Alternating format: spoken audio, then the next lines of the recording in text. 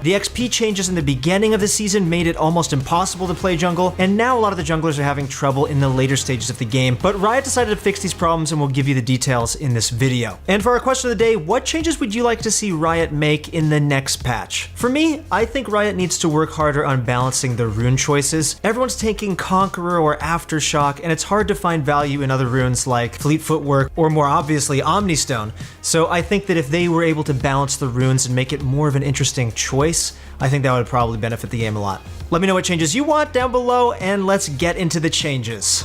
Alright guys, to kick things off, let's start with the buffs and nerfs coming to the jungle. A couple months ago, the jungle role was nerfed really hard with a ton of XP changes. Although it did receive some compensation buffs within the past few patches, it's become very clear that these weren't enough to balance the role within the game. So many of my friends who were jungle mains in Master and even High Diamond, they couldn't even get out of Platinum. So obviously this was a huge issue. It felt like junglers had way too much early game pressure and power while being almost irrelevant during the late game, with the exception of a few champions like Karthus. Well, in this patch, guess what?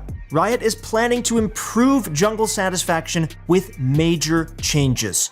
First, they're going to be lowering the early game gank power from junglers. From now on, champions who are killed during the early game will receive a small home guards effect to help them get to lane faster. This means that if you're going to be getting cheesed early on, you'll miss a lot less XP and gold since you'll be able to get to the map quicker. In addition to that, the balance team has also slightly decreased the amount of XP you receive from champion kills that are not solo kills during the early game. And yes guys, this does mean that it'll be a direct nerf to AD carries and supports as well. These two changes combined will lower the overall gank power early on in the game, so a lot of snowbally junglers like Elise, Rek'Sai, and XIn Zhao will indirectly be nerfed by this.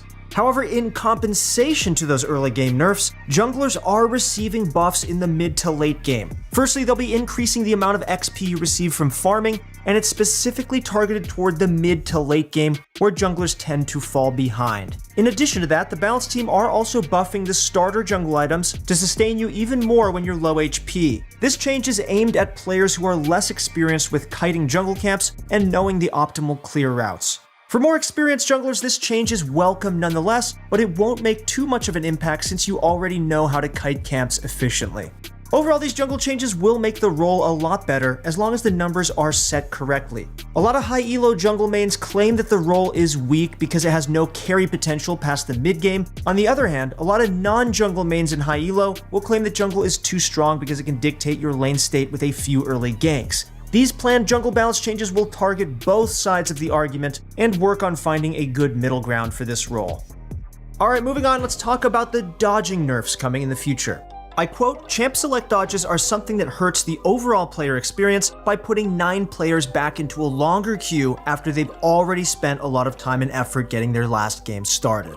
Yada yada yada, you can see the quote on the screen here. Long story short, a lot of you guys gave me some slack about talking about how long these queue timers were and how they should probably create some dodging nerfs soon. Luckily, Riot listened to me. I know the severity does depend on the elos though, because sometimes in silver and bronze, it's not that much of an issue.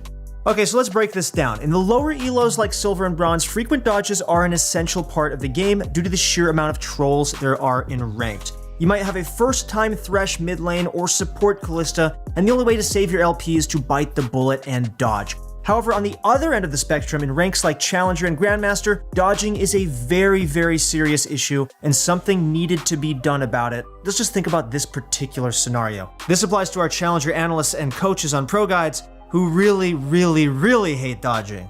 Challenger players are already waiting in queue for about 15 to 30 minutes. They finally get into a match and realize that their one-trick top lane champion is banned and they have an auto-filled support. So what do they do next? It's simple. They dodge. Then you have to wait another 15 minutes to find a new lobby, which means that a lot of players spend more time in queue than they actually do playing the game. And also for those who are unaware, you only lose 3 LP each dodge as long as you play a game in between. So instead of losing 3 and then 10, you would only lose 3 and then 3 and then 3 as long as you reset the dodge penalty by playing a game in between. So over the next few months, they will be implementing these new changes into the dodging system. Firstly, they'll be increasing the repeated dodge timeout so they can catch more serious cases where players will be dodging constantly. On top of that, they're also going to be increasing the amount of LP you lose every time you dodge. Honestly, guys, overall, I'm pretty happy they're deciding to tackle this issue of frequent dodges in high elo. But I've talked to a lot of our coaches on proguides, and they said that they're not really huge fans of the changes that are coming up. They told me that increasing dodge penalties while things like autofill and trolls are so abundant in the game will surely decrease the game quality. You'll be in some situations right now where you're forced to play out a game with Vayne jungle because you can't afford to lose 15 LP for a dodge. On the other hand, there is the argument that dodging isn't an issue, and that the real issue lies in the balanced state of the game. Players dodge because it's so frustrating to play against new champions who always are unbalanced. There's no one-size-fits-all solution for the issue. I'm just glad that they're actually dealing with it. I think that they're going to probably have to come up with another solution later down the line. Who knows? But I think that at least they're dealing with it, and I think that it's a good thing. Moving on, we have a follow-up on the Fiddlesticks rework. So with the Fiddle VGU being released in patch 10.7, the Balance team have stated that they're closely monitoring his power level and will do multiple phases of follow-up changes if needed. Their typical follow-up for a launch this big is 1. A few days after the patch, if things are way off, look to hotfix a buff or a nerf, and 2. Reevaluate after the first week to see if they should be in the following patch. However, Fiddlesticks might be a very rare case where the playing against learning curve might match or eclipse the playing as curve. For many new champs or reworks, their win rate steadily increases over the first few weeks as players learn to play against and learn to play as them. But champions with designs like the new Fiddlesticks might be a little bit more complicated than that. For example, Nico on release actually had a reverse learning curve where her win rate actually decreased over the first few weeks. We'll have to wait and see if that happens with Fiddlesticks, but I am expecting a couple of buffs coming to him very soon.